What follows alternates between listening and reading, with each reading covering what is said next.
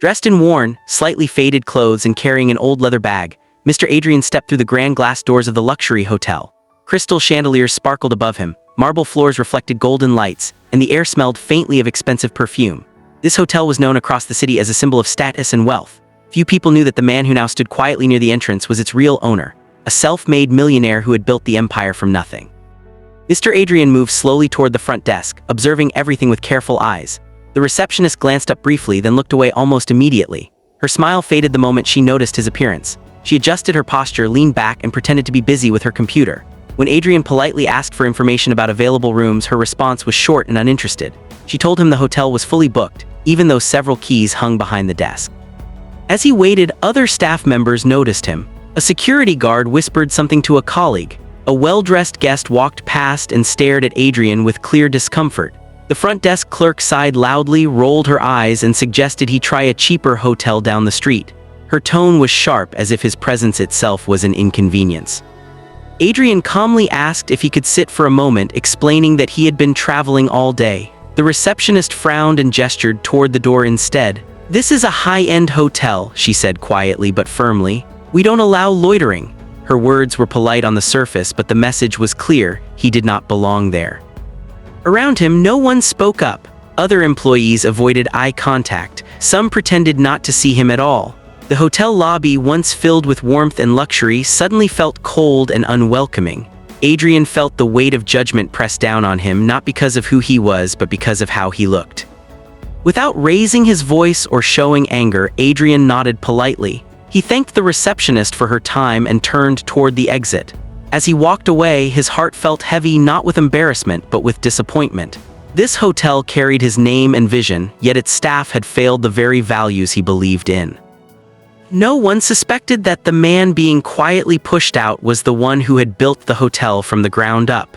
And no one realized that this moment of rejection was only the beginning of a lesson that would soon change everything. As Mr. Adrian turned away from the front desk and walked slowly toward the exit, his shoulders slightly lowered, a quiet moment of embarrassment lingered around him. Most people in the lobby were too busy or too unwilling to notice. However, from across the room, a hotel maid named Lena saw everything. She had been polishing a brass railing near the corridor when she noticed the way Adrian had been treated. The cold expressions, the dismissive gestures, and finally, the silent rejection did not escape her attention. Lena hesitated for only a second. She knew hotel rules were strict and guests were often prioritized over everyone else. Still, something about the man's tired eyes and calm dignity stirred her conscience. Setting aside her cleaning cart, she approached him gently, her voice soft and respectful. She asked if he was feeling all right and whether he needed some water. Surprised, Adrian looked up, meeting her kind gaze. He nodded quietly. Lena quickly fetched a glass of water and handed it to him with both hands, as if he were an honored guest. She did not ask questions about his clothes or his background. She did not judge him by his appearance. Instead, she listened patiently as he mentioned he had been traveling for hours and simply needed a moment to rest. There was no pity in her expression, only understanding. Not wanting to draw attention or cause trouble, Lena guided Adrian to a quiet corner near the service corridor, away from the judgmental eyes of the lobby. She pulled out a chair and invited him to sit. The area was simple and modest, but it was peaceful. To Adrian, it felt warmer than the luxurious lobby ever had. As he rested, Lena stood nearby, ensuring he was comfortable. She spoke to him with dignity, calling him sir and offering reassurance that everyone deserves respect, no matter where they come from. She mentioned that hard days can humble even the strongest people, and kindness often costs nothing but means everything. Adrian listened closely, deeply moved. He was not touched by the water or the chair, but by her sincerity. Lena had nothing to gain from helping him. She did not know who he was, nor did she expect any reward. She simply saw a fellow human being who had been treated unfairly and chose compassion over convenience. Before returning to her duties, Lena smiled warmly and told him to take his time. "Everyone deserves to be treated with respect," she said quietly. As she walked away, pushing her cleaning cart down the corridor, Adrian sat silently, reflecting. In that small act of kindness, he saw the true heart of the hotel, hidden not behind the front desk, but within the humility of a maid who understood the value of humanity. Little did Lena know, her simple gesture had just set powerful change in motion. The following morning, an unexpected message was sent to every department in the hotel. All staff members, front desk clerks, managers, security, housekeeping, and supervisors were instructed to gather in the main conference hall immediately. No explanation was given. Whispers filled the corridors as employees exchanged nervous glances, unsure of what they had done wrong or what awaited them. When the room was full, the doors opened and a well-dressed man stepped inside. He wore a tailored suit, polished shoes, and carried himself with calm authority. For a moment, no one recognized him. Then the general manager stood up abruptly, his face pale with shock. "Ladies and gentlemen," he stammered, "please welcome Mr. Adrian, the owner of this hotel." A wave of disbelief swept through the room. Murmurs rose instantly. Some employees looked confused, others felt their stomachs tighten. A few faces turned red as memories from the previous day rushed back. The man they had ignored, judged, and dismissed now stood confidently before them. Adrian raised his hand, signaling for silence. His voice was calm, steady, and controlled. He explained that he had visited the hotel the day before wearing simple clothes, not to deceive anyone, but to understand how guests were treated when they did not appear wealthy or important. He described walking into the lobby, asking polite questions, and being dismissed without courtesy. He spoke of the rolled eyes, the cold tone, and the quiet suggestion that he did not belong. No names were mentioned, but every word landed heavily. Several employees lowered their heads, unable to meet his gaze. Adrian made it clear that what disappointed him most was not the rejection itself, but the absence of basic human respect. "Luxury," he said firmly, "is meaningless without dignity." Then his expression softened. He spoke of a single moment that stood apart from the rest. He described how a maid named Lena had noticed his discomfort and stepped forward without hesitation.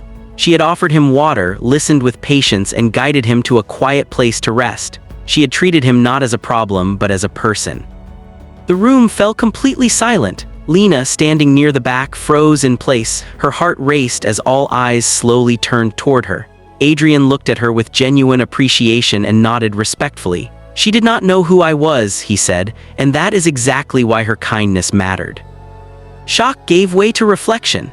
The staff realized that the true test of character had not been wealth or status, but behavior when no reward was expected. Adrian closed by reminding everyone that the hotel's reputation was built not on marble floors or chandeliers, but on how people were treated when no one was watching. The meeting did not end with the revelation. It marked the beginning of a transformation that would redefine the hotel's identity.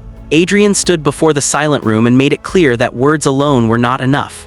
Action, he explained, was the true measure of values. What had happened the previous day would not be ignored, nor would it be treated as a simple misunderstanding. He began by announcing immediate changes in leadership and policy. Lena was asked to step forward, her hands trembling slightly as she did. Adrian spoke of her integrity, humility, and natural leadership, qualities that could not be taught through manuals or training sessions.